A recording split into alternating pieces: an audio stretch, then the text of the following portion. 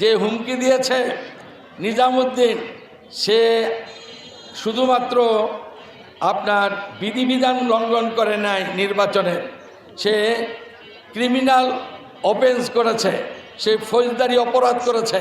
কাজে অবিলম্বে তাকে ফৌজদারি বিচারের আওতায় এনে শাস্তির ব্যবস্থা করার জন্য দাবি জানাচ্ছে। যারা মার্ডার কেসের আসামি এখন ঘুরে ফিরে এই ক্যান্ডিডেটদের সাথে প্রচারণায় যাচ্ছে, কাজ করছে এবং আমার লোকজনকে থ্রেট করছে, প্রশাসনের কাছে দাবি করছি অবিলম্বে তাদেরকে গ্রেপ্তার করা হোক, না হলে সুষ্ঠু অবাধ নিরপেক্ষ নির্বাচন হয়তো বিঘ্নিত হবে। তখন আপনাদের অবস্থাও কিন্তু ভালো থাকবে না। কারণ বিগত সরকারের আমলে 3টা নির্বাচন যেই প্রশাসনের জন্য সুষ্ঠু হয় নাই, ওই স্বৈরাচারীদের কথায় যারা কাজ করেছেন আজকে অনেকে জেলে, অনেকে বিদেশে পালিয়ে গেছে। কাজে আপনারা সেই দিকটাও মনে রাখবেন, যাতে আর পুনরায় বাংলাদেশের সেই অবস্থা সৃষ্টি না হয়। আপনাদের সুনাম সুখ্যাতি রক্ষা করে চলবেন, আমাদের সহযোগিতা অবশ্যই পাবেন। আর যদি অবাধ সুষ্ঠু নিরপেক্ষ নির্বাচন না হয় তাহলে জনগণ কিন্তু আপনাদেরকে ছাড়বে না। জনগণের জনরোষে আপনারা পড়বেন।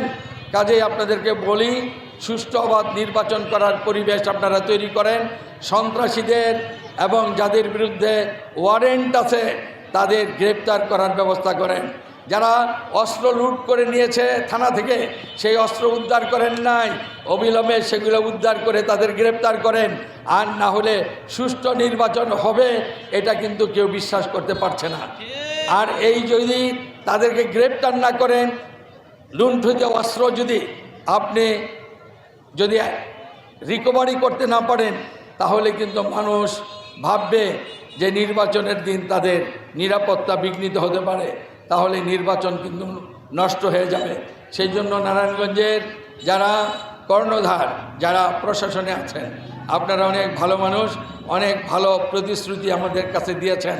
সেই প্রতিশ্রুতি রক্ষা হবে আমরা বিশ্বাস করি, এবং সেই প্রতিশ্রুতি রক্ষা করে যদি অবাধ সুষ্ঠু নিরপেক্ষ নির্বাচন করে যেতে পারেন, তাহলে আপনারা জনগণের কাছে চিরদিন সমাদৃত হয়ে থাকবেন, নারায়ণগঞ্জবাসীর কাছে সমাদৃত হয়ে থাকবেন, এবং আপনার নিজের বিবেকের কাছেও আপনি নিজের জবাবদিহি করে নিজেকে মনে করতে পারবেন যে আপনার দায়িত্ব কর্তব্য সঠিকভাবে পালন করেছেন, আপনি ন্যায় নিষ্ঠবান মানুষ, এটা আপনি মনে করতে পারবেন।